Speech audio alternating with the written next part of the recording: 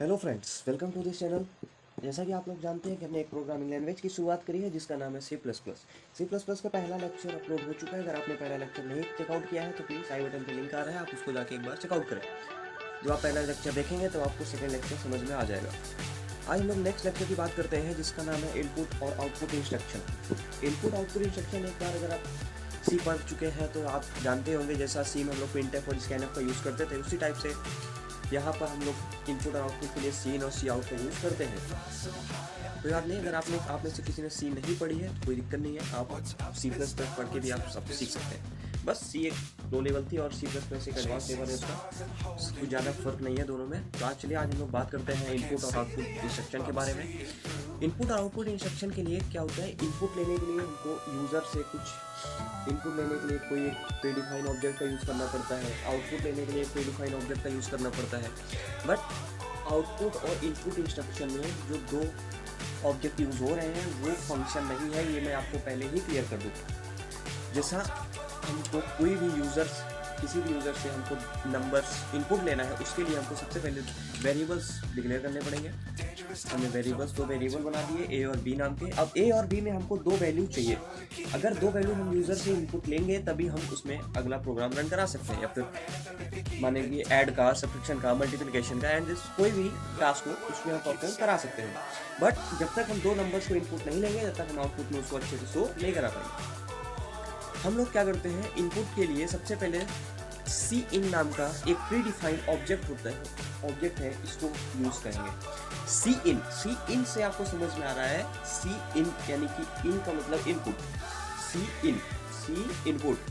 अगर यूजर से कुछ इनपुट लेना है, अगर हमको समझना है कि इनपुट ऑब्जेक्ट कौन सा है, तो आप ये एग्जांपल के थ्रू समझ सकते हैं। जिससे लिखा है सी इन का मतलब इनपुट।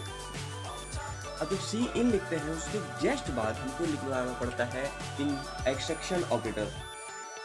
जैसे आप सी इन लिखेंगे, इसके बाद तुरंत जस्ट बाद आपको लिखना पड़ेगा एक्सट्रैक्शन ऑपरेटर, और जितने भी वेरिएबल्स को आपको नंबर यूज़र से एंटर करवाना है उतने के बाद आपको एक्सट्रैक्शन ऑपरेटर लगा के उस वेरिएबल का नाम लिखना पड़ता है। और लास्ट में सेमीकोलन यानी कि टर्मिनेटर बिल्कुल याद से लगाइए। अगर टर्मिनेटर नहीं लगाएंगे तो वो लाइन को रीड नहीं करेगा और प्रोग्राम एरर दे देगा। चलिए इस प्रोग्राम को रन करके देखते हैं क्या यूज़र से हम वैल्यू को इनपुट करा पा रहे हैं या नहीं। तो हमने यहाँ पर ये रन किया, ये कंपाइल होने में टाइम ले रहा है। यस, ये प्रोग्राम रन हो गया। अब हमसे यहाँ पर दो वैल्यू एंटर करनी है, 56 हमने कर दी एंड 23 कर दी। बस अब क्योंकि हमने अभी कुछ आगे का इंस्ट्रक्शन दिया नहीं है कि इन दोनों में क्या करना है, तो वो अभी आगे का कुछ हमको बताएगा नहीं। जब तक हम नेक्स्ट चीज़ देखते हैं। अब लॉजिक दिस की आपने जैसा यहाँ पर लिखा कि C in extraction operator A extraction operator B, ये तो आप डायरेक्ट यूजर से मांग रहे हैं, एक इनपुट ले रहे हैं दो नंबर्स को, वैल्यू को। अगर आपको आउटपुट स्क्रीन में कुछ वर्ड्स या फिर कुछ लाइन, जैसे अगर आप किसी से कुछ मांगते हैं तो आप रिक्वेस्ट करते हैं, अपना भाव प्रकट करते हैं कि मेरे को ये चीज़ चाहिए, ये चीज़ लेना है, या फिर कोई मार्केट से कोई सामान लेना है, तो आप डायरेक्ट रिक्वेस्ट करते हैं कि मेरे को ये दे दीजिए। वैसे ही आउटपुट यहाँ प्रोग्रामिंग में भी एक ऐसा सिस्टम है जिसमें हम आउटपुट के जरिए सी आउट के जरिए हम यूज़र से कुछ मांग सकते हैं। जैसे अब यहाँ पर आप देखेंगे कि मैंने लिखा सी आउट का मतलब होता है आउट का मतलब आउटपुट। एक टाइप से अगर आपको समझना चाहें तो आप इस टाइप से समझ सकते हैं। सी आउट के बाद जस्ट बाद आपको लिखना पड़ता है इंसर्शन ऑपरेटर। यहाँ पर आप लेस देन और ग्रेटर देन नहीं बोल सकते हैं, क्योंकि यहाँ पर आपको इंसर्शन और एक्सट्रैक्शन ऑपरेटर बोलना पड़ेगा। सी आउट के बाद आपने लगाया इंसर्शन ऑपरेटर, फिर आपको इस नंबर में यहाँ पर इसके अंदर जो भी आप स्टेटमेंट लिखेंगे वो एज इट इज प्रिंट हो जाएगा। वहाँ पर आपको जैसे मैंने यहाँ पर लिखा कि इंटर टू नंबर्स, क्या लिखना है, inter two num equal to का साइन लगा देते हैं, ज़्यादा बेटर रहेगा। जब हम दो नंबर्स को मांगेंगे या किसी टाइप से रिक्वेस्ट करके मांगेंगे, वो होता है आउटपुट में या फिर सी आउट प्रीडिफाइंड ऑब्जेक्ट को यूज़ करना। अगर आप डायरेक्ट कोई चीज़ में आपने इशारा कर दिया, वो उसने अगर डायरेक्ट आपको दे दिया तो वो एक इनपुट इंस्ट्रक्शन हो गया जिसमें आपने सी इन का यूज़ किया।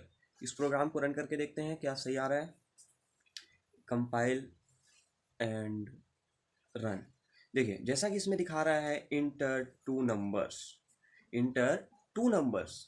आपने आपने दुकानदार से मांगा कि हमको ये दो नंबर्स चाहिए, या फिर दो सामान मेरे को चाहिए, आप उसके रेट बताओ। उसने बता दिया एक का 56 और एक का 23। That's it. अभी भी आपने ये नहीं बताया है उसको कि इसको क्या करना है, अभी कैलकुलेट करना है, मल्टीप्लाई करना है, सब्ट्रैक्शन करना है, तो ये आपको अभी ये सभी नहीं बताएगा। आपको सिर्फ इतना जानना है कि अभी आपने क्या किया, एक आउटपुट इंस्ट्रक्शन और एक इनपुट इंस्ट्रक्शन का इस्तेमाल किया। इनपुट इंस्ट्रक्शन में से इनपुट इंस्ट्रक्शन के लिए आपको यूज़ करना पड़ता है सी इन का, और आउटपुट इंस्ट्रक्शन के लिए आपको यूज़ करना पड़ता है सी आउट का। आउटपुट के लिए जब आप सी आउट का यूज़ कर रहे हैं तो आप ऑपरेटर्स अच्छे से, यानी कि एक्सेप्शन ऑपरेटर वगैरह सब सही से लगाएंगे, तभी आपका प्रोग्राम कंपाइल रन होगा। ठीक है, यहाँ पर आज के आपके लिए सिर्फ इतना ही है कि आप एक 3 नंबर्स को लेंगे। आपके लिए एक छोटा सा प्रोग्राम है, आपको 3 नंबर्स, 3 वेरिएबल डिक्लेयर करने हैं, जिसके आपको तीनों की वैल्यू को मांगना है। तीनों की वैल्यू को यूज़र से इनपुट लेना है और उन तीनों वैल्यू को ऐड करा देना है। ऐड 3 नंबर्स यूजिंग इनपुट और आउटपुट इंस्ट्रक्शन। आपको ये 3 प्रोग्राम बनाने हैं।